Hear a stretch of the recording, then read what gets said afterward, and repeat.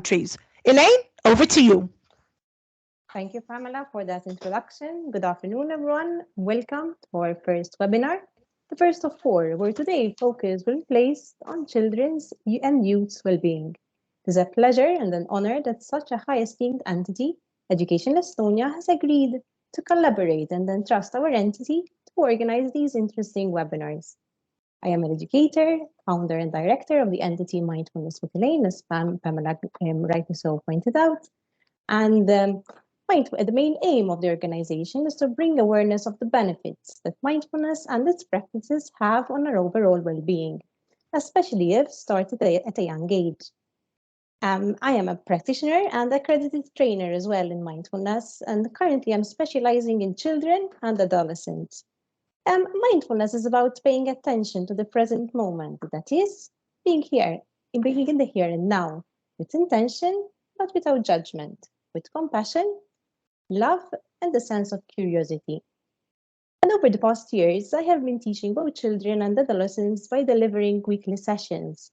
And this has been ongoing, happening during school hours and after school hours as well, both within a school setting and also outside school, like, for example, in nature. In these past months, we have signed a number of memorandum of agreements with local Maltese entities, which permit us to deliver mindfulness sessions combined with other activities by taking a mindful approach. Besides the local scenario, we have also been collaborating with entities outside of Malta, like Finland and Estonia. Indeed, our collaborations within the local context have facilitated the use of a number of resources and the sharing of good practices with educators from these two countries. Thank you, Kersti Peenema, for our collaboration over the past weeks. Thank you, Pamela Zerafa, for being our host and moderator. Thank you also goes to Dr. Kenneth, Vella, Ambassador of Malta to Estonia and Finland, who facilitated our initial contacts. Very grateful. Thank you to our guest speakers who will be delivering their presentations very shortly. And finally, I wish to thank each and every one of you participants who have shown interest in being here with us today. Mindfulness has each individual's well-being at heart. Over the past 2 years, as you have seen in the article, the COVID-19 pandemic has left its negative mark. However, it has also made us aware of how important it is to take care of our mental health and how critical it is for schools to recognize this importance. Good mental health for students, educators, but also for parents to have an open mind in this aspect. Having good mental health, which is very much linked to physical health, is not a destination, but a process, a journey. One where focus is placed on how we are driving and not where we need to get to. Mindfulness helps us pay close attention during this journey. I finish with what one of the pioneers in mindfulness had to say about this journey, John Kabat-Zinn. Note that this journey is uniquely yours, no one else's. So the path has to be your own. You cannot imitate someone else's journey and still be true to yourself. Are you prepared to honor your uniqueness in this way? Thank you, everyone. Thank you, Elaine. Thank you very much. I would now like to introduce the head of school, ambassador for Finland and Estonia, a great leader, a friend, Dr. Kenneth Vella, to give his introductory message. Dr. Vella? Thanks, Pamela. Thanks, Pamela. Good afternoon to all. Good afternoon also to the organizers. May I also welcome all the participants and give my warm welcome to our experts and guest speakers today. Today's webinar, Children's and Youth's Wellbeing Today, is part of a series of 4 webinars discussing different educational services and tools organized by our Maltese and Estonian colleagues. This webinar is the result of the collaboration between Mindfulness with Elaine and Education Estonia, which are organizing jointly today's event. In my role as ambassador to Estonia and Finland, I am really honored to have started and facilitated such a collaboration. This year, Malta and Estonia are celebrating the 30th anniversary of the establishing of the bilateral relations between our 2 countries. Today's event also complements other initiatives being taken in the field of education, tourism, sport tourism, culture, gastronomy, and digital technology between the countries. Bilateral relations between Malta and Estonia have never been as good as they are presently and are going from strength to strength, particularly in the field of education. Estonia has made massive progress in this field and has excelled in international testing in the past years. This is therefore another opportunity to promote education and collaboration between Estonia and Malta even further. The introduction of 99 Math, a popular online math game resource developed by an Estonian innovative education technology company, made its way to Malta last year. This has proven to be a very useful tool for teachers and students alike to strengthen the math skills remotely. Surely another example of such collaboration. It should be noted also that in the past months, the University of Tartu, a well-established university, not only in Estonia, but also internationally, has already started to work with a number of educational institutions on various projects, particularly the University of Malta. Last February, in collaboration with the Estonian Education Authority, Harno, we had the pleasure of spearheading a webinar jointly held by Education Estonia and my office, in collaboration with the Maltese Association EGDEM, the Ministry of Education and Research of Estonia, and the Education and Youth Board. Furthermore, last month, the Mediterranean Academy of Diplomatic Studies, also within the University of Malta, signed a Memorandum of Understanding with the Estonian School of Diplomacy, a first of its kind. The signing took place online. The agreement foresees the strengthening of cooperation between the two academies. However, cooperation between Malta and Estonia is not limited to education. In fact, over the past months, work has also been extended on other initiatives.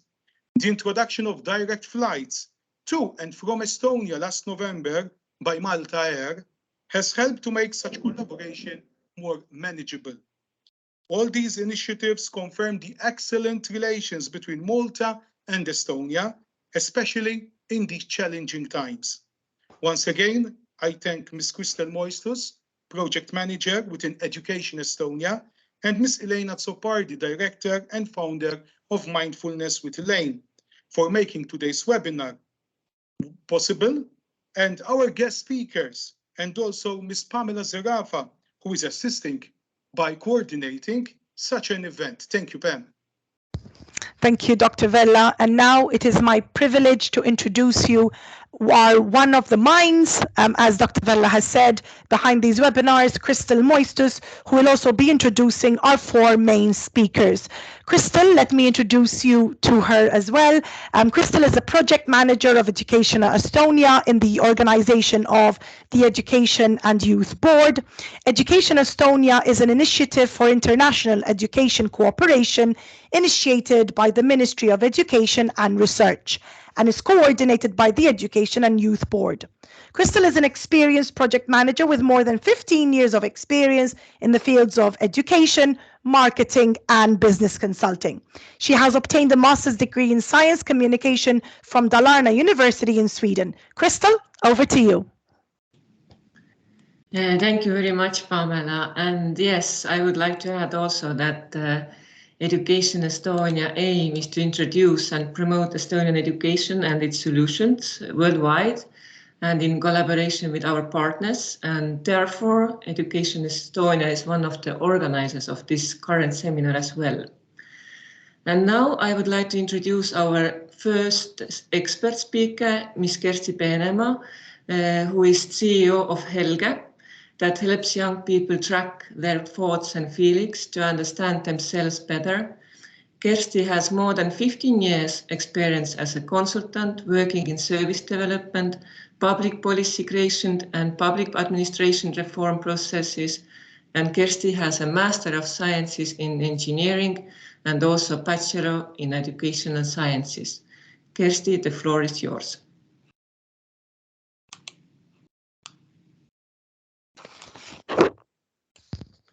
So thank you. And as said, my name is Kersti, and thank you all for choosing to listen to us today. So I'm going to talk a little bit about the challenges and opportunities we have faced in building Helge, and I believe that some of the observations could be useful for you as well. We started 3 years ago.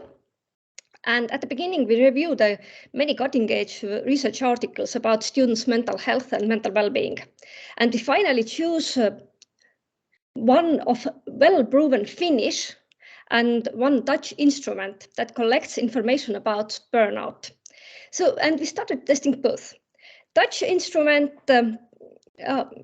we started testing both. We first considered that Estonia is actually very close to the Finland, both linguistically and culturally. Therefore, we assumed that Finnish solution could be really useful and suitable for us as well. To our great surprise, the Finnish questionnaire did not work in Estonia. And so we actually chose the Dutch one to go further with.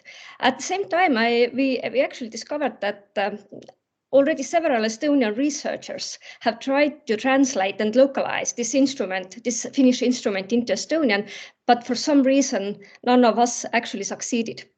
So here is actually our first lesson. Even in similar cultures, the context of application of different tools is actually important. The other observation from our cooperation with Finns was actually following. Our possibilities are really different. Our realities are really different.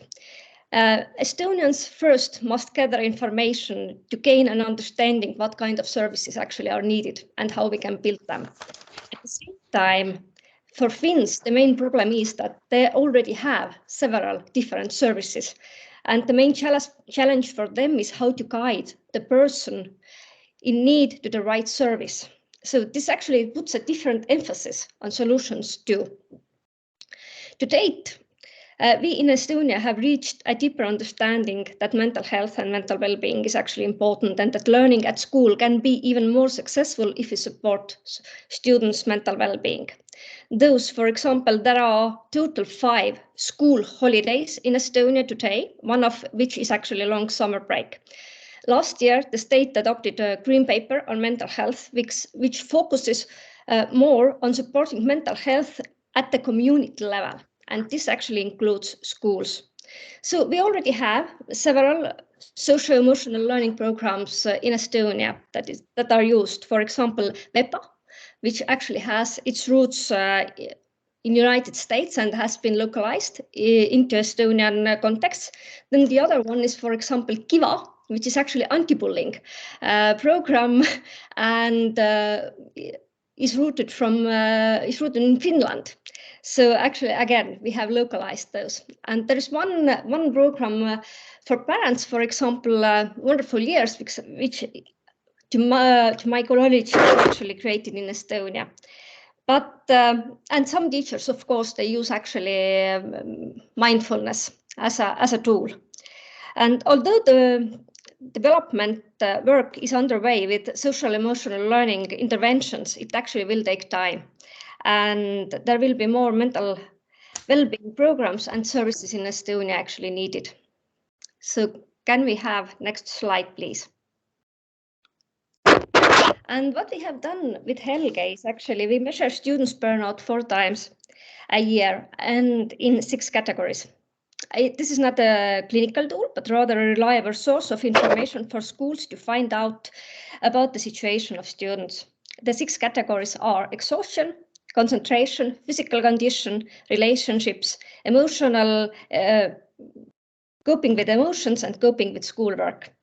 In addition, we look at some individual measures as well. For example, we actually pay a lot of attention to the question about bullying and social relationship for students. So what are the challenges for schools? First challenge is actually as we provide a lot of data. And this means that the school's ability to receive and handle that information is actually critical importance. The results of measurement may not always show a beautiful pictures, but schools that are able to overcome a certain amount of discomfort and receive negative feedback reflect and make decisions for further actions are actually successful. So the second is actually that it's certainly easier in schools where teachers already have many different teaching methods in their toolbox and where they are used to carrying out different intervention programs at both individual and class level. And the third thing is our main partner is school support specialist, whether it's school psychologist, whether it's special educator or social educator, depending on the school. And their skills to think about systems, prioritize and lead and manage change in groups are actually really important. And it can be a challenge for people who actually are used to working in one-to-one settings. So can I have next slide, please? But what are the opportunities? First of all, real value comes from the time series of data. It allows schools to evaluate how successful actually their interventions are. It helps to change the rhythm of learning process. For example, one thing we have common with Finns is that actually that spring burnout rates are higher. Therefore, one possibility to manage that is use more project-based learning and outdoor learning methods, for example. So the second is it actually provides an opportunity to use resources like knowledge, time, skill of specialists more effectively. Quite often, support professionals are overwhelmingly busy with the students who are interrupting lessons, but very often, quiet and well-behaved students who might need even more help are out of their sight. So the data actually provides an opportunity to use targeted interventions where they are needed. And this actually includes classes as well, because different classes do have different dynamics, and therefore different kind of interventions are needed there as well. What we have also seen is that the data shows that more resources are needed to support mental well-being and to prevent problems. For example, in Estonia right now, one school is hiring the second support specialist, sharing the work between them so that one of them will be working more on one-to-one level, and the other actually is going to build up a prevention system and class-based interventions. Therefore, it actually enables them to focus more to prevention as well. Otherwise, prevention quite often is overlooked. And this approach, actually, at least right now, seems like a pretty good idea to me. So teachers actually get to know their students better, and there have been some interesting discussions where teachers present the results to the students and have them discuss the results as well. And it might be quite a surprise what kind of problems and what actually children do have and what comes forward. So therefore, this is definitely one gain you can have. And last but not least, there are growing voices that today's education system is not meeting the needs of the 21st century. Given the digital transformation of schools that we are all entering, there is a need for a new education system, new kind of education system that meets the needs of the society and children. Both the World Economic Forum and the OECD have said that socio-emotional balance and socio-emotional skills are actually important in the 21st century. So actually the question is for us all, not only in Malta, but as well in Estonia and all over the world, is how can we put this knowledge into classroom practice? And how this is actually challenging us, and how can we solve this kind of problem? So we actually can bring sectoral innovation to our school and classroom. So, and I find that fascinating and really interesting. And with that, I wish you all, everyone, real success. So thank you. And if you have any further questions, please. Thank you so much, Kersti. In fact, I would like to encourage you all to perhaps share your feedback or ask any questions to Kersti directly. We are dedicating roughly around 5 minutes after each presentation. So please, if you have any feedback, any questions, kindly do so now. We encourage you to just unmute your mics, raise your virtual hands, use the chat function, whatever is more convenient for you.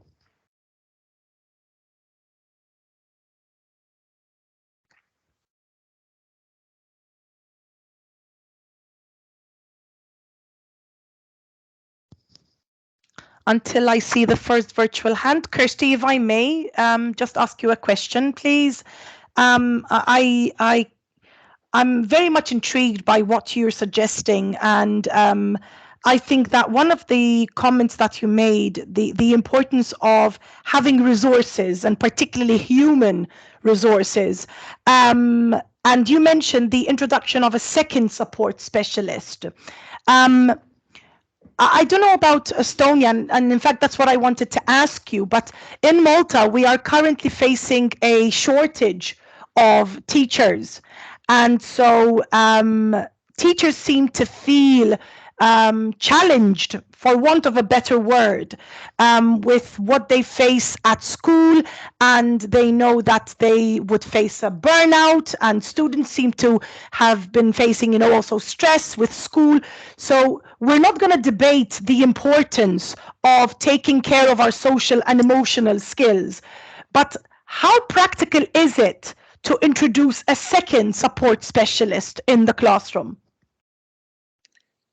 I think it might be that actually the systems are different, because the second support specialist is not going to join the class, but instead this is actually a new system that will be implemented in one of our local municipalities. And there is one school psychologist, and she's working in 5 different schools at the same time. Okay. Yes, and so she does a lot of one-to-one work, but actually she doesn't have enough resources to deal with prevention. And at one point, if you have the resources to deal with prevention, actually it means that your one-to-one workload is going to reduce. So, and this is the reason why this local municipality decided that, okay, we try to make it happen. We can try to change the system a little bit, and so that there will be another one who will build up the prevention system and classroom interventions, because actually the context where children are, the classroom context, is actually also really important. And if you are talking about prevention, then the climate there is actually critical. So if you can pay attention to this, and if we have then resources, yeah, sure. Thank you so much, Kersti. Prevention is always better than cure, definitely. I don't know if there are any questions. You can always reach to me via, I don't know, email, via LinkedIn, and if you have any further questions, please do not hesitate. Thank you, Kersti. We will be sharing your email addresses later on. I think Crystal has already shared some email addresses as well. So thank you very much. We will now move on to the second speaker, Ms. Kadri Tuisk. Kadri, over to you. Hi. I will share my screen, for example. But hi, my name is Kadri Tuisk, and I'm the founder and CEO of Clanbeat. And our focus is on students' well-being and agency. And give me 1 second. I will share my screen. Do you see something yellow and full screen? Perfect. Perfect. Perfect. Perfect. All right. And if we are today speaking about students' well-being, then I think it's really, really important to focus on building up skills of understanding your well-being and taking care of your well-being and taking an active role in the life and learning. And if we are talking about solutions which are actually helping to cure mental health problems and notice them, then in our case, we are also talking about those things which are helping to build up the habits, help to build up the environment which students are able to be thriving in and being able to build up their own personal hygiene around their own well-being. And I think if we are talking about sustainable long-term vision, how education and well-being should be cooperating together, then we cannot be only dealing with aftermath of poor well-being. We need to be looking into the prevention and self-care, and this is something I would really love to emphasize and talk about today, and I'm happy to answer your questions later as well. But to start off, please raise hands, like today, who has felt that they're worried, anxious, scared, or just feeling that they're not enough today? I see some. All right.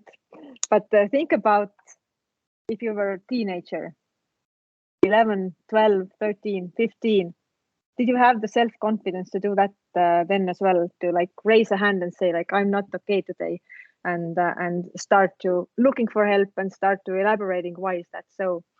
And this is actually a huge milestone we have to overcome. Although those topics are already much more visible, they are being talked about, but we have a long way to go in our societies to normalize that and to give this kind of special skills to recognize yourself and to understand others around you as well. And we have been recognizing huge trends in the world. This here is my own daughter, Tiffany, and for outside world, it might look that everything is super awesome. Straight A student, playing saxophone, doing volleyball in a national level, and etc. But underneath is this kind of feeling of overwhelmness and feeling stuck and thinking that I'm not enough, and having struggles with sleeping and time management and the uncertainty, which especially right now the world to all of us is offering is huge.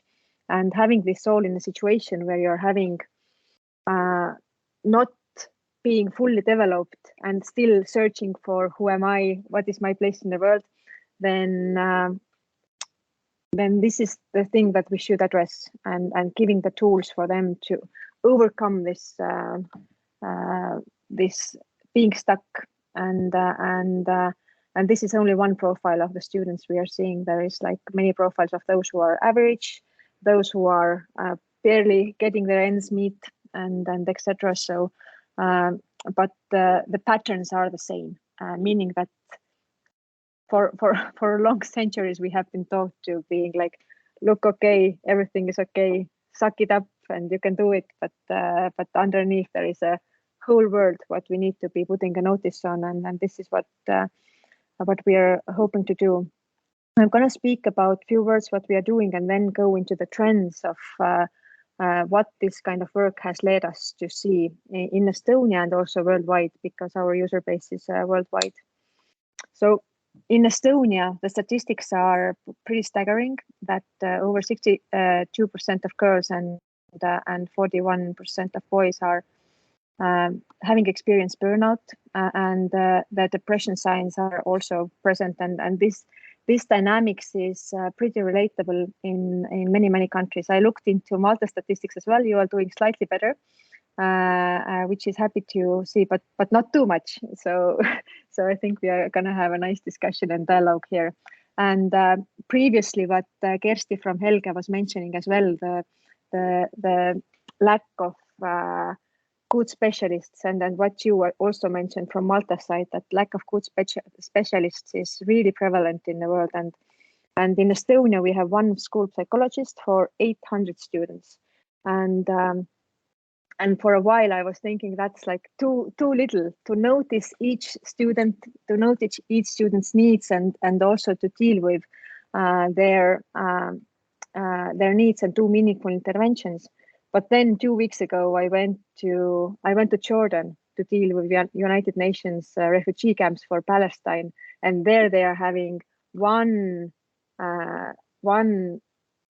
specialist for 3,000 students, and they have to go to 5 different schools to basically deal with those students, and this makes the statistics even staggering in the world. I don't have the statistics for Malta, but maybe somebody has can update me on what's the ratio for students in school psychologist or somebody who is doing well-being check-ins on students. And if you're looking at that statistic, then what can be done? Because like not only the students are struggling, teachers are struggling as well. Teachers are basically quitting all over the world right now as an after effect of the pandemic as well. And these issues are applying to many of us. And if you're thinking about how to really overcome this, then our mission is to really diminish the burnout rates to much more smaller and have students who are living out their full potential. And if you're thinking how to do it, then we are having some swift here. If you're talking about this kind of mental health pyramid, then if you're talking about the cost to the society or to the government and to the schools, etc., then if people are being in the bad state and having to deal already with the medical services, then things are already bad. And we have to put a lot of more effort and focus on the self-care and prevention side, which is the thickest part of mental health pyramid, which you see here. And this is also where we are focusing to build this part really, really strong. So it could stand on really strong feet, and there would be less and less people who are reaching to the highest end of the mental health pyramid. And how do we do it? Is that, as I mentioned before, that we need to give the students the self-confidence, the skills of how to understand themselves better and how to manage their emotions, so they would be more resilient towards life, and they would be able to knowing what to do in the situations where they don't know what to do. And I'm going to say it again because it's tricky. Students need to know what to do even then when they don't know what to do, because life is so unpredictable and so many things come in their ways. And if we are building up the skills of building this kind of adaptability towards the world and building up the resilience and self-agency around that, I have the power to change things, I have the power to next steps, then I think the world is going to be much more better place. And how to do that? This can be done through building up the skills of understanding who am I, how I function the best, and really having this kind of cycle of planning out your actions, acting, and really big part of it is on reflection. Like, how do I as a human function the best? How do I learn the best? We are focusing a lot of really analyzing the learning patterns as well for students, where they are, for example, after study assignments are analyzing how did it go, and through that they are evolving to be better and better and better, understanding themselves better. And having this kind of social emotional skills pegged to this is really, really important. So they wouldn't be just learning on working machines, but they would be humans acting out through kindness towards themselves and towards the world, and really understanding how their actions are affecting themselves and others around them as well. I think it's much more needed in today's world. And we have incorporated well-being support in a way that students are really reflecting on their actions. We are having daily well-being check-ins, which are really, really simple, of really asking, how are you doing today? How are you sleeping?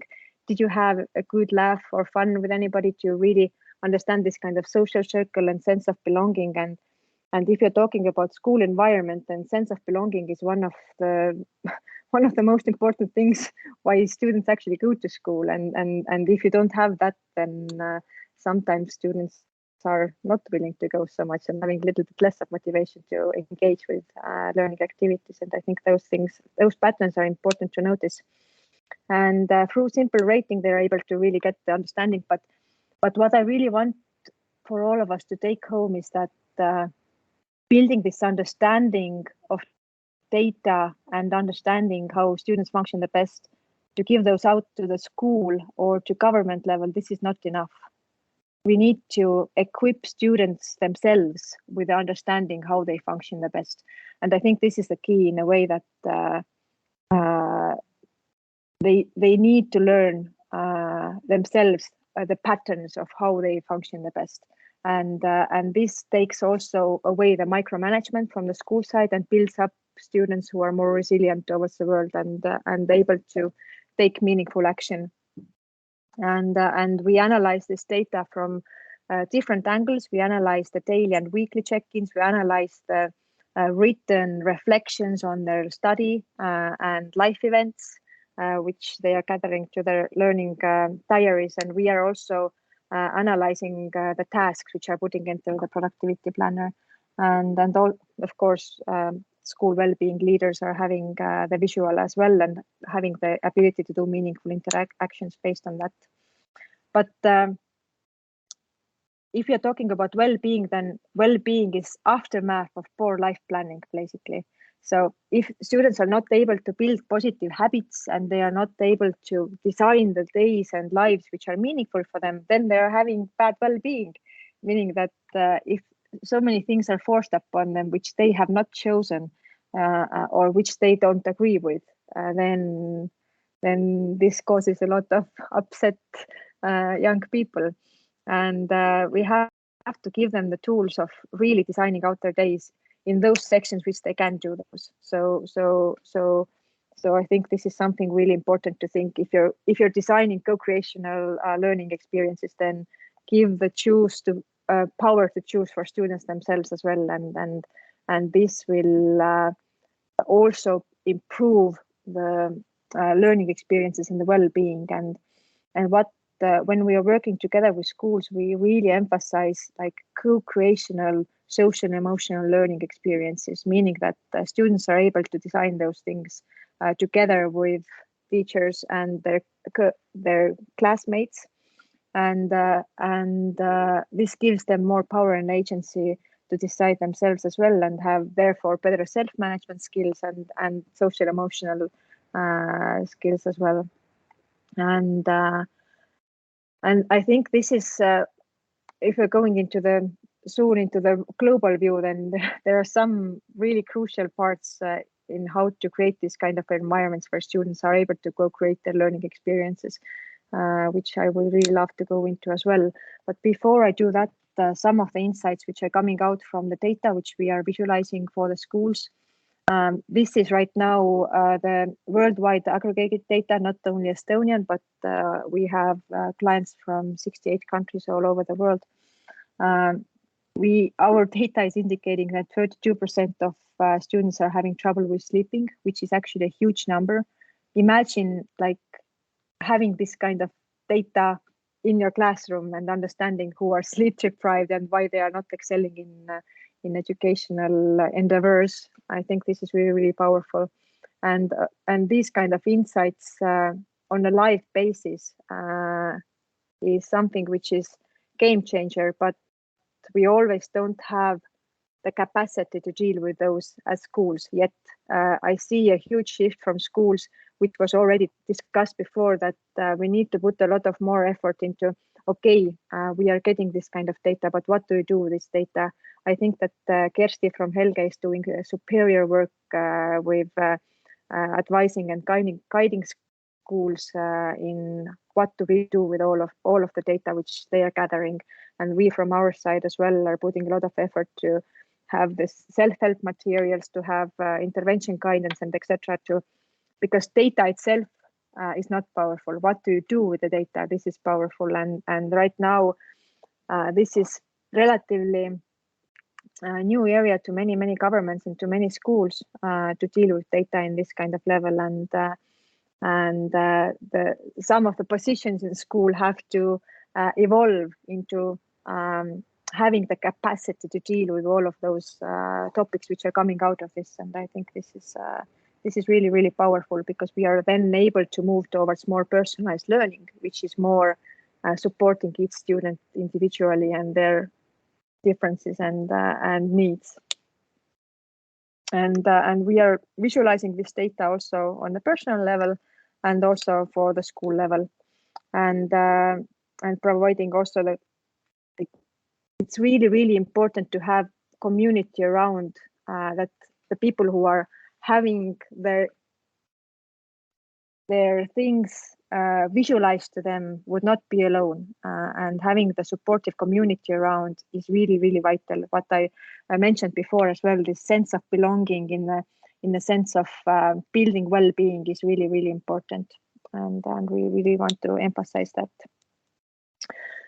But some of the insights which have come out from doing all this work with clients all over the world is that, as Kersti also mentioned, countries and the cultures are really, really different. And what I have seen, what's the biggest difference is a trust level between schools and governments, schools and teachers and students, meaning that the more trust there is, the better the well-being is, meaning that if you're creating school environment which doesn't allow too much flexibility, and you have to follow very, very many rules and cannot set your own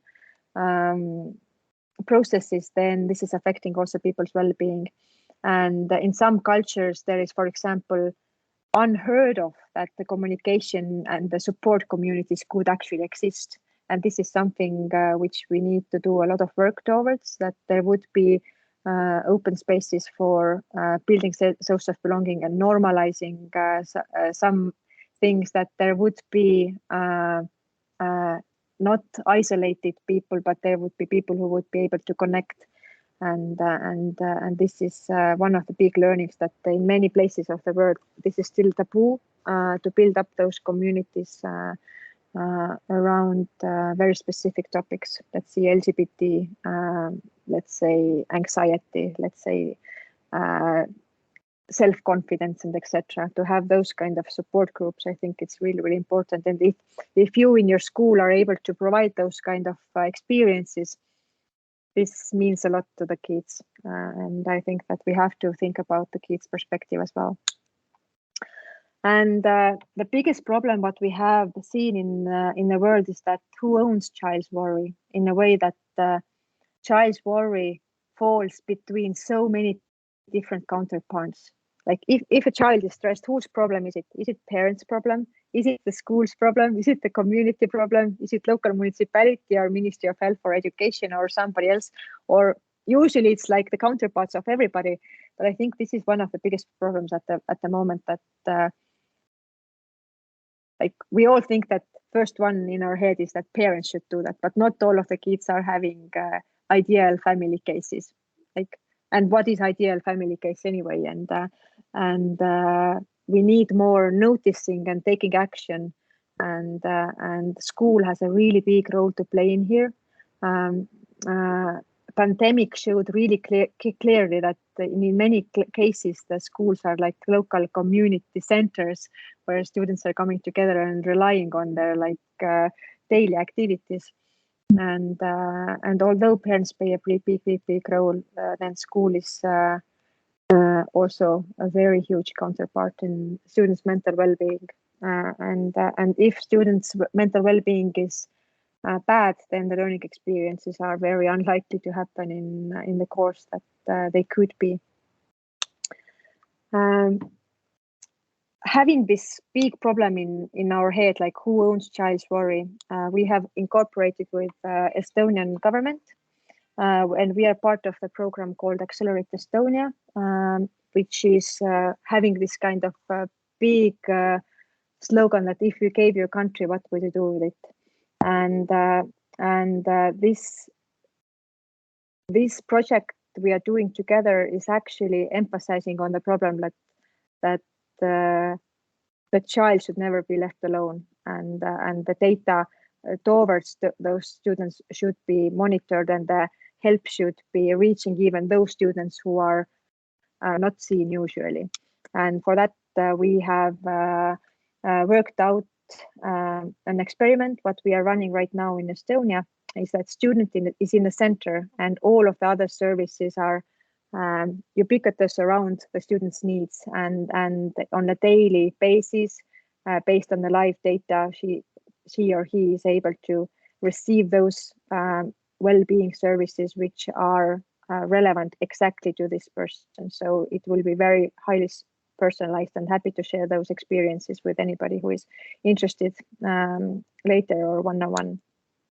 And I think that right now is really complicated times in the world, and if we're looking at what is happening in the world, then we need to build more trust in people themselves, and we need to build trust between people in schools and in governments, and between students as well, and trust students more, and give power to students on building up those habits. And this is something we are thriving towards.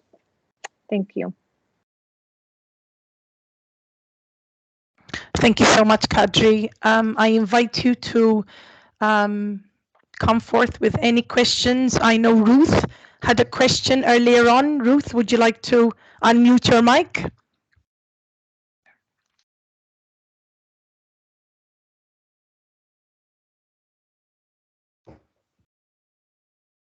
Feel free to raise your virtual hands.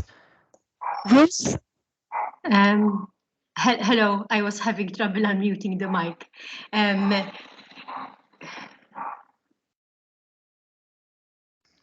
Sorry, I was having.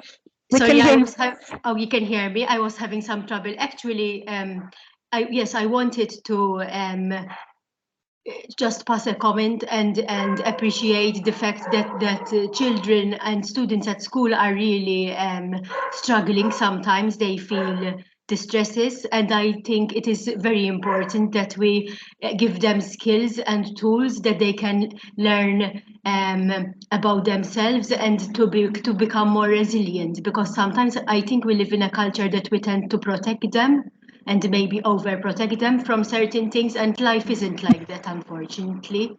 And then when they are faced with problems and things don't go according to their plans, that they don't know what to do. So I appreciate what Kadri was saying, and that we need to teach them these skills. Thank you for sharing. Thank you, Ruth. It's a mindset to cultivate, not to babysit them too much, but give them the freedom. Kristel is having also hand up, I see. Yes, also it's very interesting to me also to hear those presentations as well. I have also heard before, but you talked about, I also made picture that 27 out of all answers is from students who start the day, they already feel before the start of the day that it will be negative for themselves. Have you also listening, asked, researched what are the main reasons why they feel and think about that? Is there any analysis made about that? And I presume that this has been before the Ukraine war and COVID, this study has been made by you. Yes, this was before COVID, and this is not actually a study. This is live data. I can take it out from today's date as well. But 27% students indeed go to school in the morning and wake up and thinking this day is going to roll out negatively for me. They already in the morning have the mindset this day is going to be no good. And by the day, in the evening, we ask the same question: how did this day go for you? Then the percent is 23%, meaning that during the day something positive happened. And we have encountered that those things which are positive for them are encounters with their peers, with their friends, or somebody who's caring for them. So if anybody is checking in on them, if they are having a good laugh with any of their friends, then the day is turning out positively for them. And this is something which I mentioned also about social, like sense of belonging, that we need to build school environments where social belonging is nurtured and made it possible, and being also able to understand those students who are isolated, who don't have anybody who is checking in on them daily. And this is possible to visualize and possible to really help those students who are being isolated and who are not having any positive social impact on their day. Vella. I see Kenneth, Dr. Vella. Vella, Kenneth. Yes, thank you. Thanks for the interesting presentation. I was very much impressed about some information that you gave us. You mentioned 32% indicated students having trouble with sleeping. Perhaps, Kad, you can elaborate a little bit more, because for me it's worrying in the sense that what type of study was that? Sorry. It is very worrying. I agree as well. Our user base is students 11 years and up, and it's 11 to 18 bracket, and these are teenagers. We have to put in mind. And this was not the study. This is live data, which is coming in daily. So basically, 32% of that day when I took out the data were indicating that they were having trouble sleeping. Either they had too little sleep, or they had trouble falling asleep, or they had they were waking up, meaning that they didn't have quality sleep.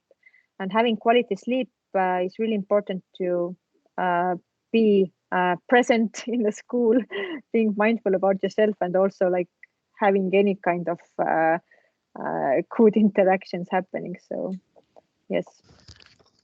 If I may just latch on to what Kenneth has just also said, Kadri, the feeling that I got from your presentation, which I found very insightful, I must admit, is the opportunities that Clanbeat seems to be offering your young ones. It seems to be offering, in my opinion, the way I interpreted your presentation, on two levels. Number one, I think it's giving them the skills to self-assess. It's allowing them to reflect a little bit, which unfortunately sometimes we do not give them the space and time to reflect. And so it's giving them the time and space to just think, stop and think and reflect. And I think secondly, another very important skill that Clanbeat seems to be offering is the possibility of articulating how they're feeling. And sometimes one of the main problems that our students have, or perhaps we have ourselves, is to put what we're feeling into words, to be able to express what we're feeling. So I think the live data that you're gathering is very powerful, and I hope that it can be extended to so many different places, because I think it's very, very important that our students learn to self-assess and to articulate whatever it is that they're feeling. I think it's very interesting, Kadri, very interesting. I see another comment.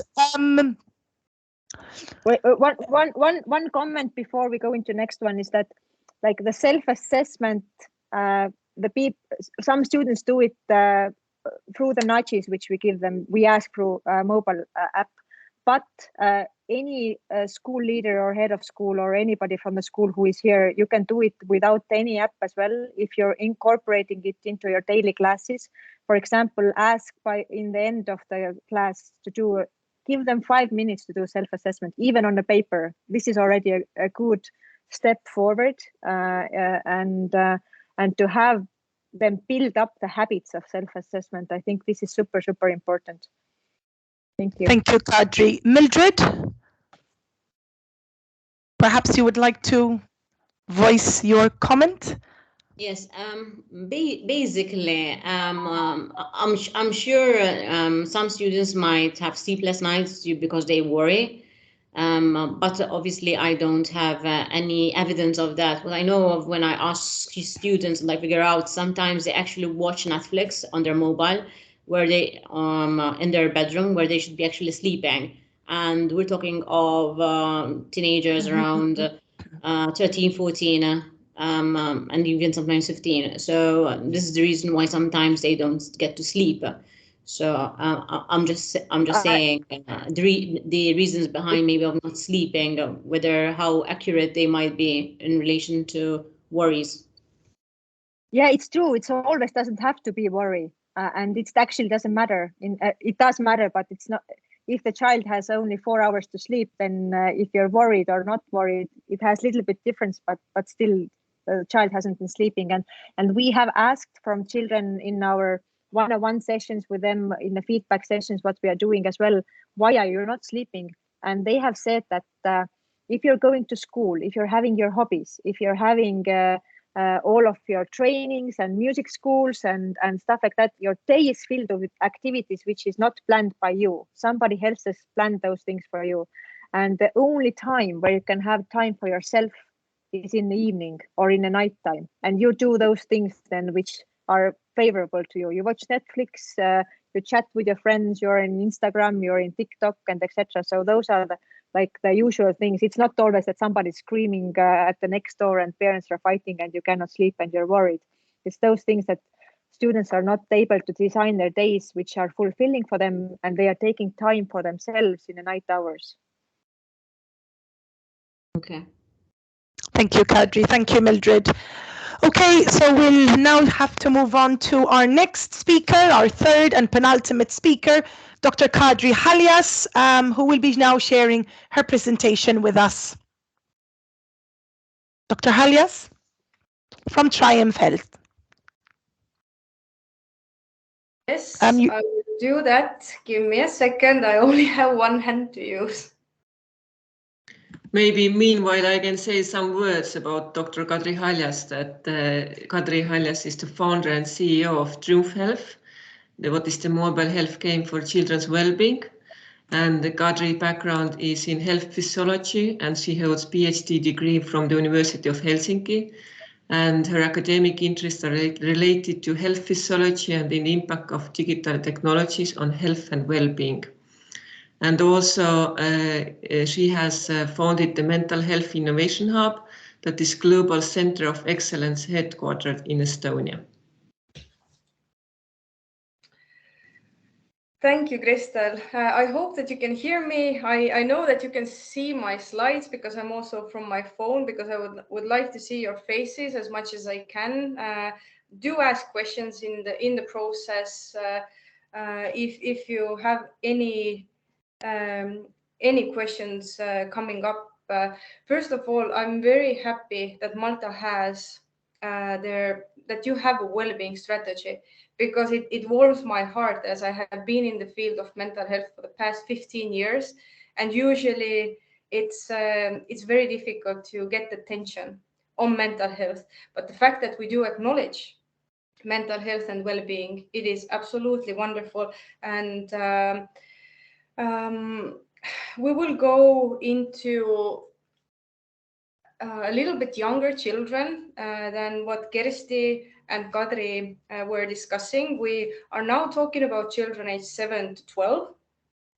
And we are talking about how we can use technology in a scalable way from that perspective, that we do know already that there aren't enough specialists, right? And it does not happen, unfortunately, that we will have a lot of new eager to help specialists. So we have a lot of burnout happening, not only among teachers, like was discussed previously, but also among support specialists. So, of course, there are various schools of thoughts, but what I very firmly believe in is that the solution is not to lower the bar of specialists, to have more people, but we need to bring the or set the bar even higher on technology in order to reach the same outcomes what we would be able to reach with traditional interventions. And because there are so few specialists, well, it's the same in Estonia, it's in Malta, it's elsewhere also. We are both small countries. The problems are big for both of us, and we don't have enough people to gather, to support children, to focus on their mental health and well-being. And before the pandemic, before the war, only 1 in 4 children received mental health treatment that they needed. These are statistics from the UK, and these are lower actually in Estonia. And like it was said, I can vouch for one psychologist being for 800 kids, because when I was working as a clinical psychologist with children, my only wish was that my days are longer, that I have more than 24 hours a day, that I could take in more kids, which was also the reason why I started the company, so we could provide mental health care in a scalable way, algorithm-based, that everything that we as psychologists know that we put in a solution itself. And it is very important that what Kadri also said regarding the pyramid for mental health, that we need more easy access, affordable solutions that are designed specifically with the user needs at the center of the attention. Because, for example, what happens in Estonia currently, and it's very common elsewhere also, is that the mental health pyramid is completely upside down. Everyone is having so many difficulties that they already wait to see a psychiatrist. But we need to make this shift, and we need to focus on mental health prevention and promotion also. Of course, we need to train more psychologists. We need to train more specialists working on mental health in general. And I do agree that that teachers, they are burdened already. They want to reach the academic outcomes, and they're not part-time psychologists, right? So it's important to have certain rules and to have the roles in place so everyone knows what to do and we're not burning out from both ends. And what I would like to, if you're considering digital tools at all to relieve the burden that we are in, the mental burden that we're all in, this journey of uncertainty, then I can tell you that it does not work that we as adults think that we have a certain intervention, it works for adults, and now let's make it a little bit easier and use it for children. The support that we provide to children need to be designed specifically with keeping children at the center of the design process, to treat children as real experts, because we don't know what children like. They know themselves. So we need to keep this in mind always. And our team has been part of the initiative also on how to design for children, taking the ethics, their needs, their voice into consideration. It is called the Designing for Children Guide. And it's one of the, UNICEF has been one of the leaders in preparing this living document. So like I said, obviously, I have been working towards our own innovation for the past 6 years. I very strongly believe in going digital. I do think that none of the psychologists, no matter how much we want, we cannot guide everyone through their lives. But digital tools can specifically target what was mentioned before, building the habit. We in Estonia, for example, come from this not the greatest historical background. For us, mental health disorders didn't exist in the very near past. So the way how we can make a shift is through being this very strong digital country and actually utilizing digital technologies in order to make a massive leap, right? From not thinking of mental health at all to actually taking care of ourselves, because it, on an individual level as well, once you start working on your mental health, it requires resources, time, you need to allocate funding for that, most probably. And it's on a governmental level as well. It is important that we acknowledge mental health, but we also need to act. And that is going to be expensive in the first place. But the longer we ignore mental health, the bigger the problem gets. And research also shows that it is possible to reach the same outcomes through digital means. For example, if there is a CBT, cognitive behavioral therapy, that is delivered in a one-to-one or one-on-one situation, face-to-face meetings, that you can incorporate the methodology into an algorithm-based solution and see the same improvements in mental health and well-being. And it works specifically well for children, because children are the most avid technology users. And for example, in Estonia, the statistics show that 70% of 7-year-olds have their own smart devices. But what are they doing there? Like, are parents monitoring how they are using their devices, and what are the educational tools on there? What are the mental health opportunities out there? Because for adults, we do have Headspace, Calm, different like mindfulness-based applications that keep the focus on mental health and well-being. But unfortunately, very few for children. But there is a massive opportunity that we should use. And for example, we are collaborating with University of Uppsala. We have been over the past years. They are truly the front runners in evaluating the impact of digital technologies on mental health and well-being. It's of course, it's my own personal passion also to evaluate the economical impact, impact on individuals, quality of life, well-being, and it is possible to evaluate the return on investment when going digital. And what was discussed already before, I would like to go through that again. We shouldn't only say that we are focusing on prevention and promotion. We should actually do that.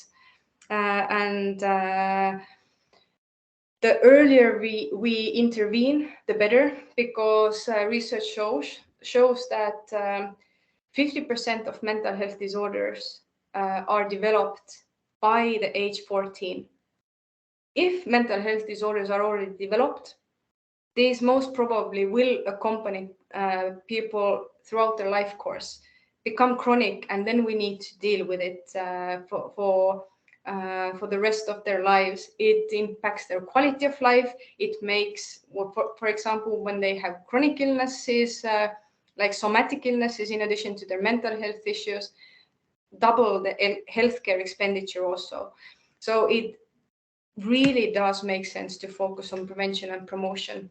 The return on investment, the earlier we can intervene, the better the outcomes.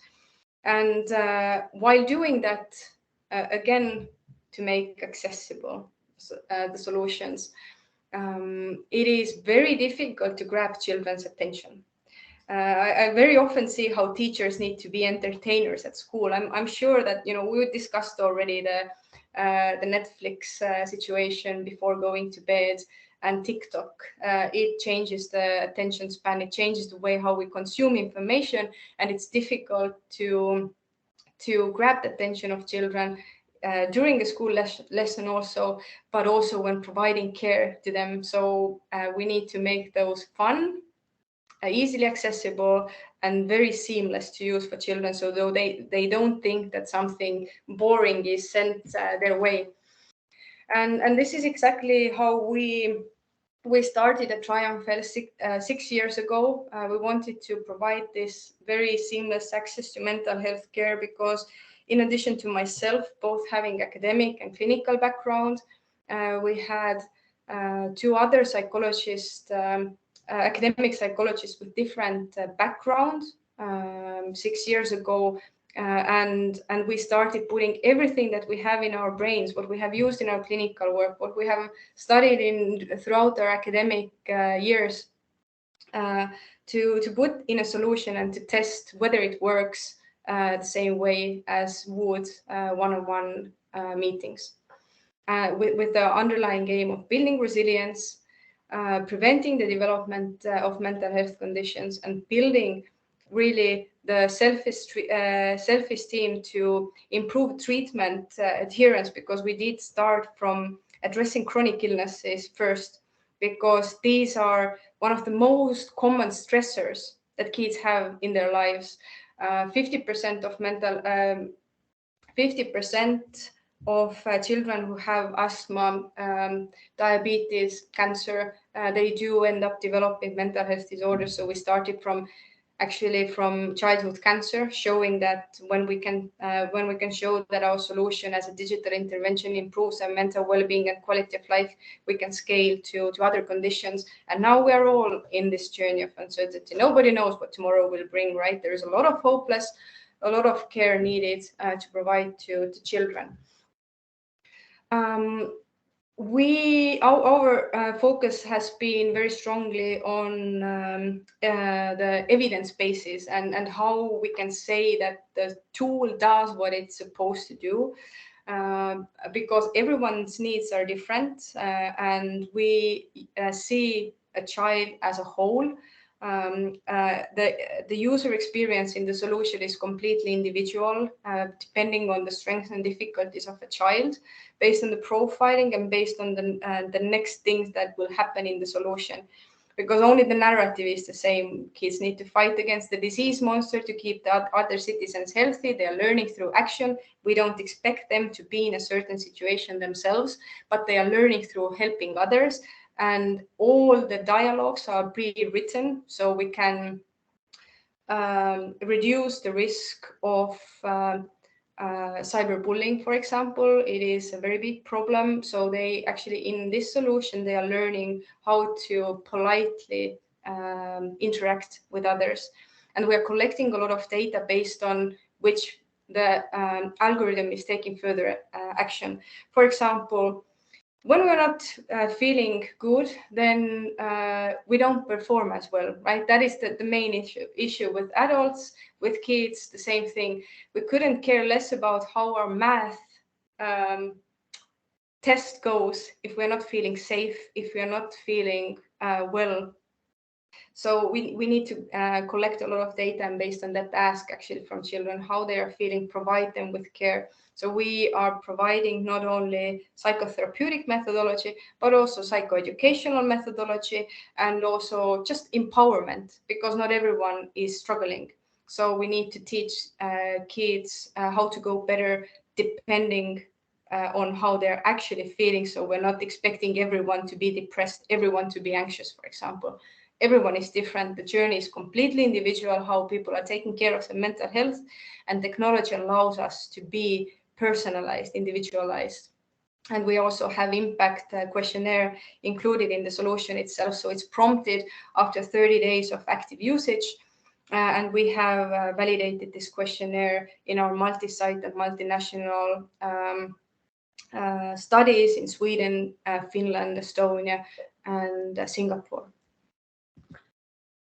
Yes, a lot of research that is partly published, partly looking forward to being accepted in journals. Today, we are not using or we're not validating the solution anymore as part of randomized controlled trials, for example, because today we already know that we can trust the solution, the data in the game. It is validated against other screening tools that we can just draw conclusions based on the real life data. It is very important because a lot of tools are out there with very high claims. Some research maybe even backing up those claims, but real life usage is the most important data that we should gather. The solution itself is also what we have to offer has been approved by the world leading health app evaluator Orca. So we are even having higher score than Calm meditation app based on 260 different criteria. And for children's health, we are in the very, very top solution based on those scores. But I know that I tend to talk too much, but I definitely want to address a couple of things before we have hopefully some time for questions, and then Andres can take the stage. I was very naive when I started with implementing our solution. As I was a clinical psychologist and I have academic background, I was sure that when there becomes a solution available that is actually scalable, that because mental health support is not scalable beyond one-to-one to group setting, right? But that we can use technology to actually make it algorithm based. the whole team started to see that it's not very easy. The mindset is still traditional. The way how we look at mental health support is between two human beings. This is the way to do it. But we can change that when we test and try solutions that do not mean that you need to feel different or that you need to feel that you're crazy, which is the stigma is still real, right? But those algorithm-based solutions make it more normal.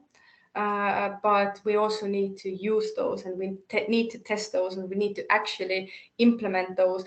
Otherwise, those fears will not go away, and otherwise the traditional mindset will not change. And those implementation issues are usually related to adults, because children themselves, they would like to use technology, and the best we can do is that we allow children to use technology in a meaningful way, that they are not just using it for entertainment, but they are using it for their own benefits. So this is where I would like to wrap up, and we would be very eager to expand also to Malta. Our solution is also available in English, and you can test it, and we can see if there is a research or other type of collaboration possible. So thank you so much. Thank you, Dr. Haljas. Very, very interesting. Do we have any questions, any comments, any suggestions, any reactions to that presentation? Please use your virtual hand and or simply unmute your mics.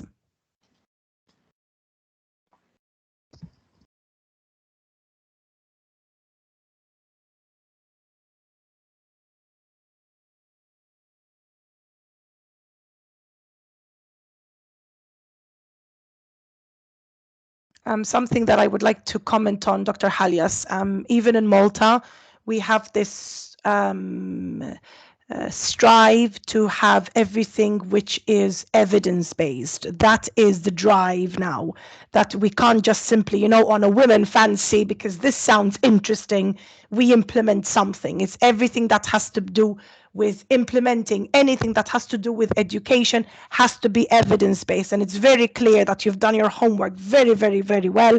And together with your homework, you also have a lot of experience clearly with children and with the psychological aspect of how people look at mental well-being. And I think the idea of Maslow's hierarchy of needs, the idea of obviously, I'm not going to worry about my English test before I know that I have food to eat or I have a roof over my head. And sometimes we teachers, we become very sensitive to that. And sometimes that's where we start lowering also our own standards because we feel pity. And I think sometimes we are trapped in that situation where because we feel pity for that child or that situation, instead of focusing on how we could empower that child to be able to focus and be able to become stronger, sometimes we tend to do the other way around. So something like this, which is evidence-based, and I think perhaps makes us feel safe to a certain extent, that it's, created by very professional people. So I would be very much interested in knowing how it works, Kadri, and how it can easily be implemented within our school system. I don't know if there are any queries before we move on to our final speaker. No? Okay, Kadri will pass on your email address for sure. Crystal, perhaps you can introduce our final speaker to our audience. Yes, Mr. Andres Mellik is our final speaker. Now the founder and CEO of Cognews. SpeakTX is the solution that is interactive exercises for speech therapy. And Andres has 20 years of experience in e-learning applications, embedded systems design and test and serious educational games. And actually he founded an e-learning company already only at the age of 24. And Andres is a founding member of the Sleep for Technology Council under the National Sleep Foundation in the USA. and even more to say. So I give the word to you now, Andres. Yeah, too generous. Hello, everyone. And well, 24 is nothing nowadays, so it's like a. So hopefully everyone has had an interesting session, and it's also an honor to be followed by such great speakers, which all of whom I know very well.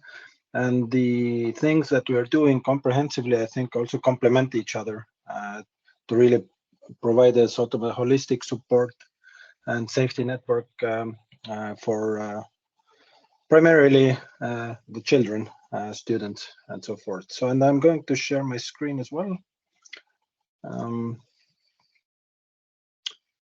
And so what we've been primarily working on also for the past 8 years now is more of a, as compared to other speakers, it's more of a support tool, like or a foundational support tool, which often precedes many of the other solutions and concepts that were presented today, because we focus on speech and speech development problems. And it's not just a problem in children. So it follows people, in their whole life cycle. But what it does have is it has psychological effects on them in general. So if they're not confident in their speech, they're not going to be confident in many other things. And if they're not confident at all, even speaking out, it will create a myriad of problems. And one interesting thing which we have found out while working for the last 8 years with this platform is that the evidence is showing, or the official evidence is showing, that only 10% of children have some kind of a speech or language impairment. The evidence from the field, just a sheer number of, let's say, kindergarten children in kindergartens or students using the platform is actually closer to 25% of the whole population in that age group. So that's also something to consider. It might have many reasons behind it. One is, and the number of speech problems is on the rise. Children are getting less attention from their parents. Maybe they are spending more time too early in environments which do not require audible speech and so forth. But this is the reality. And from a societal point of view, obviously, it's with many other therapeutic interventions, the societies are not, keeping kind of up to date or up to track with the requirements. So as there is a growing number of speech problems, proportionally, there are less specialists available, and this is probably true for all of the presenters as well as the domains that they represent today. This is creating long queues, the inaccessibility issues, and overall inefficient or insufficient amount of health services. And I think it was, as a concept also mentioned before, it was that the discontinuity and the inconsistency of care, or attention at least, to the problems is one of the main challenges that is preventing from addressing these challenges. And what we created already 8 years ago, and it has been developing very steadily thereafter, is an interactive platform to address as many of these issues as we can. So these slides were created actually a while ago, so we do have more than 4,000 different exercises and variations already available on the platform. It is easy to personalize it to a particular student or a child or a patient. And we've also added things like one-on-one or synchronous video consultations, and even a marketplace of speech therapists, so that whenever help is not available on site or in a physical form, there is some kind of an interface or a channel at least to search for help as quickly as possible. But the overall approach most of the time is self-paced. So we empower both students or children as well as their parents to do as much as possible on their own. The benefits that we are driving with this sort of approach, as with most digital therapies, is that we want to bring the total length of treatment down and improve the overall effectiveness of the treatment. And if we think about things like mobile games, for instance, their main goal is to keep the users within the platform as much as possible, to increase the stickiness and so forth. In our case, it's the opposite. We want them to spend as little time as possible, as long as it solves, the problem wholly or part of the problem that we can address. The other benefits from approaches like this obviously are access independent of the location, as this is a digital online solution. It's much more cost efficient because it's highly scalable, and it does provide a consistent and systematic treatment that all of these kids or patients require. So I talked around most of the top ones already that we have created to address these issues. And these issues are about the same in most of the countries, 5 countries that we've already implemented this in, and looking at several others. And I've also actually reached out to the University of Malta speech and language department. So if anyone on the call has any connections to them, please feel free to put us in contact with them as well. From the content or the subdomain problems or challenges, about 3 years ago, we started addressing the most prevalent ones specifically. So for instance, fluent speech module, which is targeting stuttering, which about 1% of the population in most countries is suffering from. There's another one from dyslexia.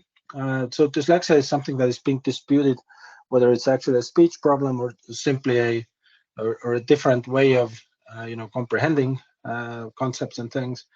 But we do have one to address it. The other one is dysphagia, more for the elderly population, so swallowing problems. But in general, oral motor skills and different tasks are applicable for everyone across age groups. And as I mentioned, really the goal is to build a bridge between people with speech difficulties and the specialists. So children's patients, specialists are the target group, but at the same time, one of our biggest focus is on empowering non-specialists to do as much as possible. So sort of upskilling of people from other specialties. So we did have so this shows our current traction, and I'll jump to the pilot study that we ran in Tallinn. So that is exactly what we did around empowering both family members as well as kindergarten teachers to do as much as possible within the speech therapy domain. And I'm sure such an approach can also be extended to perhaps psychological support, maybe things around physical activity or physical therapy and so forth, or occupational therapy.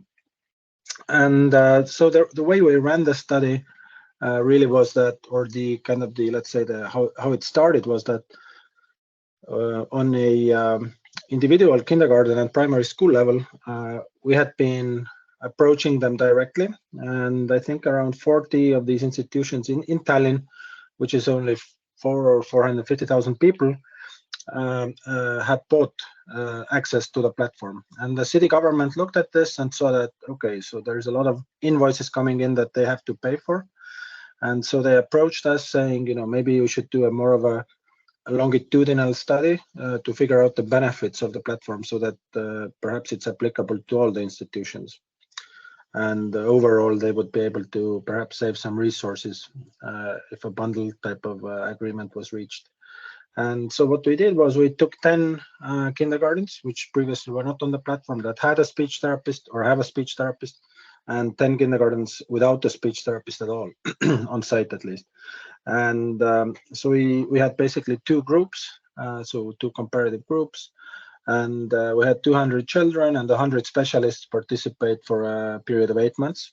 And as you can see here on the left side of on the left graph, we started out with pretty high initial numbers, and then up and the first period basically served like a learning curve. So there were some difficulties in getting going, in finding the time resources, and please do bear in mind that This was done in the middle of like the highest COVID infections and so forth. But eventually they did realize the benefits. We realized the awesomeness, I guess, of our platform. So we were able to also prove it, and it ended up on an average satisfaction rating of 93 or 94%, which is great. And almost or 93.8, yeah. And essentially 100% of the institutions that stayed with us until the end, there was a slight drop-off simply because of the time resources and so forth. 100% of those wanted to use the platform also after the pilot study. So we were really happy about that. But the main thing here that I haven't mentioned on the slide itself is that we created a methodological manual or a process for those parents and teachers to do as much as possible. And that was really well received. And if anyone has, at the end of the slides, I have my email. Please reach out. We can send you the overview of the study in English as well in a compact form. So this is one. And the other part that I promised to talk about as well was, as I mentioned, these different solutions that provide a holistic or a comprehensive safety and support net for, let's say, the pediatric in medicine or the child population. What is also extremely important is that these solutions share data. So we shouldn't be stuck in silos. So anybody moving from a kindergarten to a school, there's, for instance, in our case, their speech therapy, progress, assessments, and so forth should be moving together with them to the next level of education and further. This should be true both for education and healthcare. More often than not, it is not the case. In Estonia, maybe we're lucky to have a kind of a single digital electronic health record for all citizens. But in education, we have the same disconnects and problems that are evident elsewhere. So as a group, meaning most of the Estonians, at least on this call, we are working heavily to bring down those barriers as well. And we have been also lucky to engage with some very well-known partners globally. So Johns Hopkins University is one of our shareholders. We work with NHS in the UK, in the Manchester-Liverpool area, as well as a large company, Philips, which most people probably know that they make TVs and light bulbs, but actually they don't make those anymore. So Philips is only a health company nowadays, and we are working with them as well. They still do make toothbrushes and smoothie makers because they consider those health devices as well. And another sort of a more technical example from our sort of health tech and educational technology background is that sharing this data, it can be a little bit complex, but if we have systems and methods in place where we collect something called PROs or PREs, so which in our case means patient-reported outcomes and patient-reported experiences. We can call this student or children-reported outcomes and experiences. So if we can collect those from standard questionnaires and surveys that I think were mentioned already at the very beginning of the session, then we are able to extract the kind of interventional needs of the children from these, also for the adult population. So if they would be reporting troubles with their speech, things like that, we would be able to initiate the right type of exercise plans for them. So, and we can do it in a safe and secure manner. We can also do it anonymously, so we don't even know who those people are who are using the platform. So, and this again, most likely is able to bring down some barriers that people might have, or they might be hesitant to engage otherwise. Okay, so now I'm running out of air. Last slide, basically from our side, is that we believe that, and we have always believed, we've been in the space for, so I've been in the education technology space for 20 years, but in digital health for about 12. We find it extremely important to be working with all these partners that we have here on the logo slide. That's the way we call it. But anything from individual hospitals and local funding agencies to impact investors, and even things like the UN.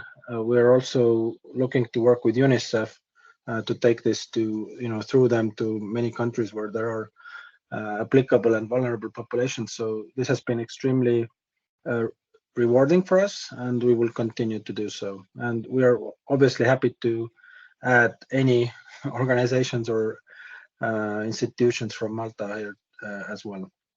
But I will stop here now, and here's my email, and I'm happy to take any questions. Thank you. Thank you so much, Andres. Very, very interesting. I don't know if there are any questions. I do have one, but I would like to see whether other people have any questions, any comments that they would like to share with you after your presentation. Please go ahead and share any comments or raise your virtual hands. Silvana Bugeya, go ahead. My mistake, sorry. By mistake. It's very disappointing. Very. It's okay. Andres, let me ask you a question, if I may. Yes. You talk about different difficulties of speech and speech impediments. What about when it comes to students who are nonverbal? I'm talking about, for instance, students who have who are on the autism spectrum. Would this be something that perhaps our teachers would be, should look into or learn about?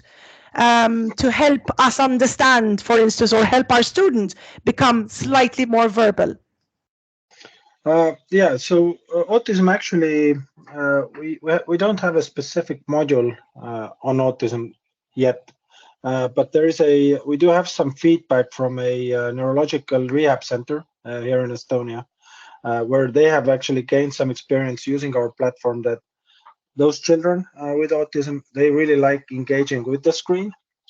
So instead of other human beings, and it also depends on the level or the kind of I guess the nature of the autism or the specifics for a particular person. But if they are engaged more or are happy more to engage with the screen, and then we can push content that would encourage them to get into more social interactions, then we are happy to do so. And there's also, it's not just autism, there are many other neurological or of some, could be even neurodegenerative kind of descent that we could address with this. Because bear in mind, the adult populations that we are addressing, those are primarily having to do with neurological or neurodegenerative. So there's no reason for why we shouldn't be able to do that for the children as well. Thank you so much, Andres. I don't see any hands. Perhaps you can stop sharing your screen. Kenneth, go ahead. Yes, thank you. Thanks also, Andres, for your interesting presentation. In your introductory speech, you mentioned that 10% of adults have speech difficulties. When you're using your skills, your expertise, also your resources in this case, what is the difference between using these sort of resources with young children, as you were mentioning before, and adults?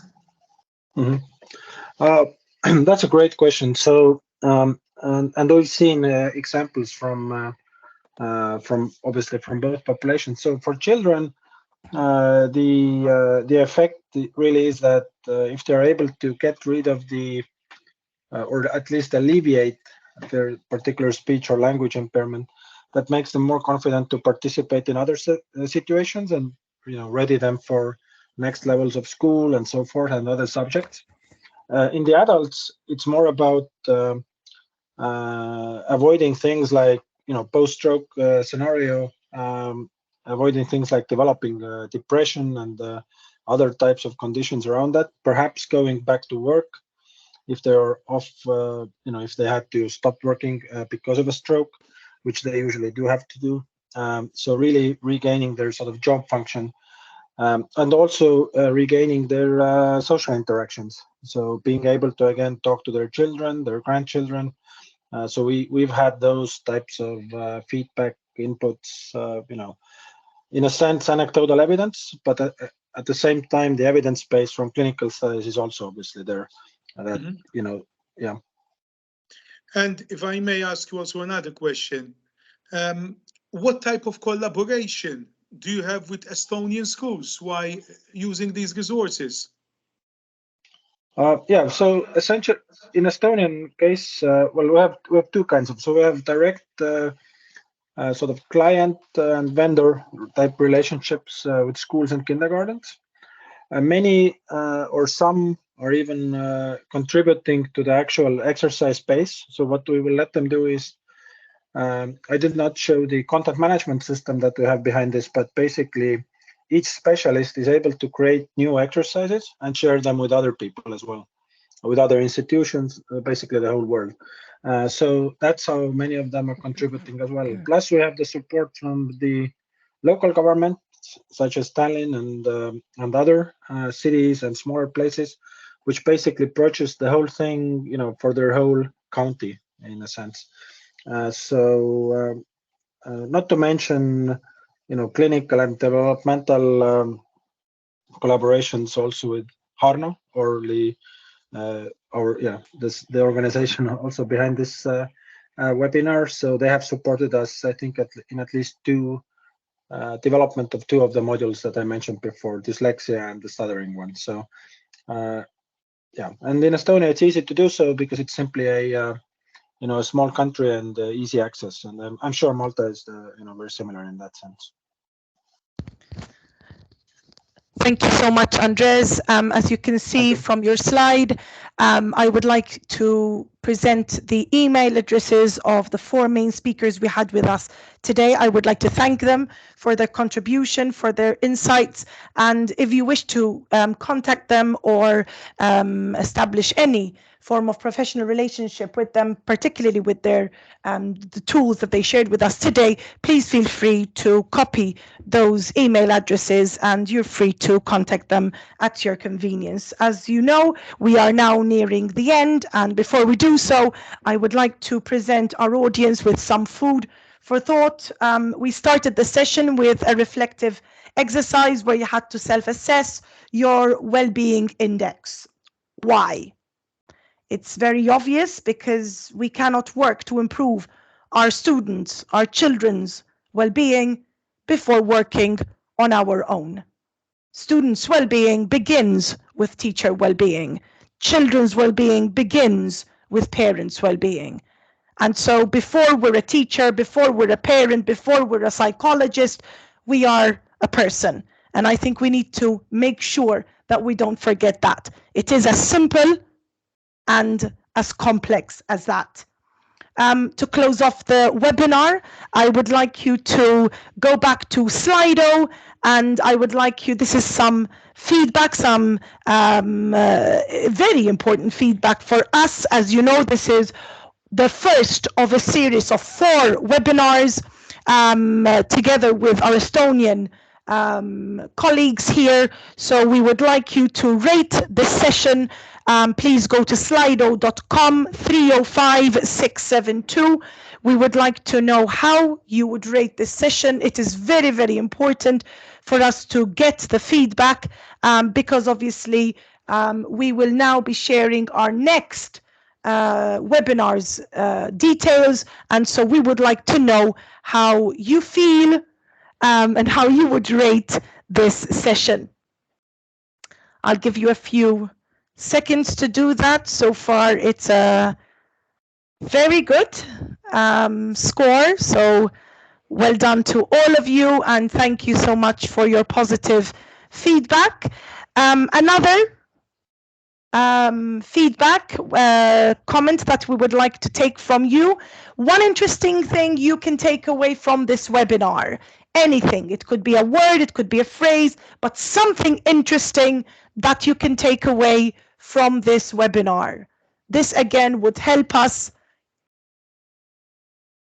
understand you better and where we can improve.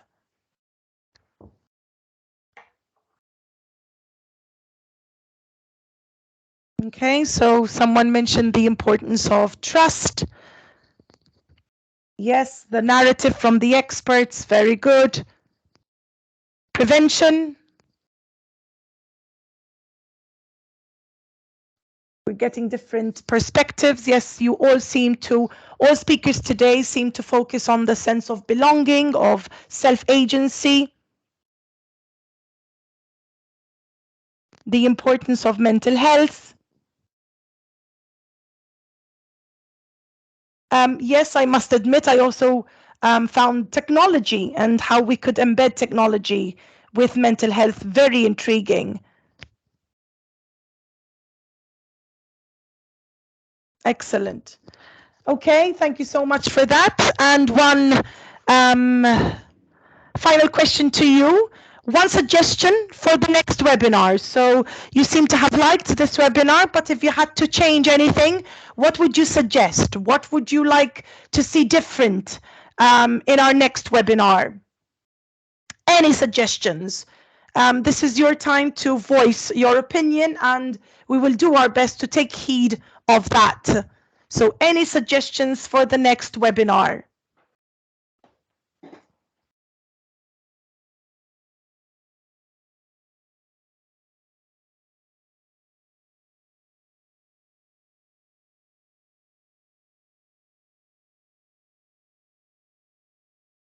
One of the questions, can we receive the recording? Yes, definitely.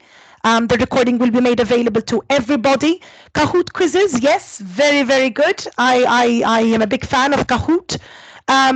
Most of you seem to want practical examples or actual programs that you can make use of at school. So the practical element, excellent.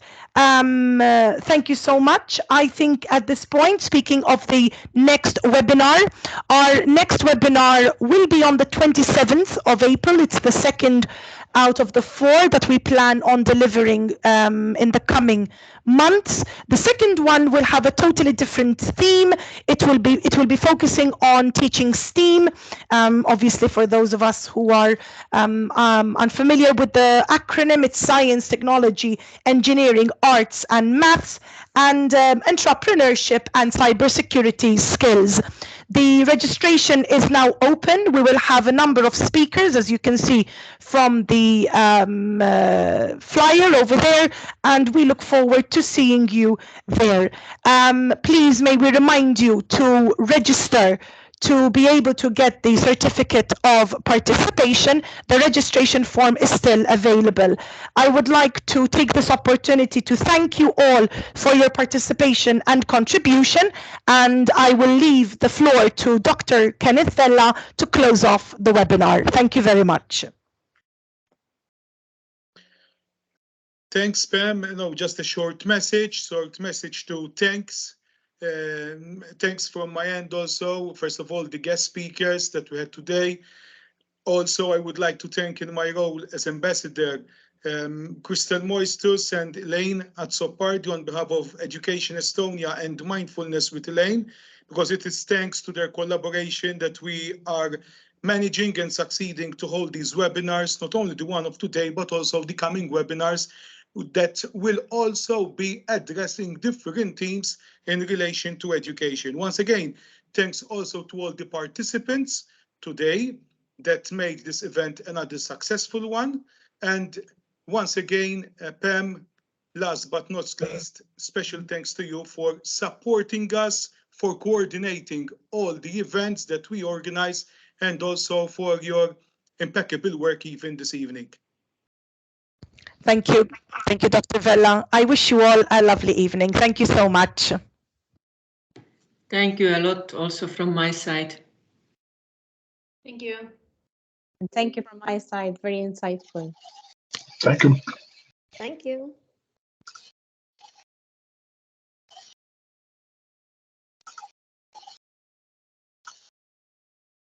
Thank you. Good evening.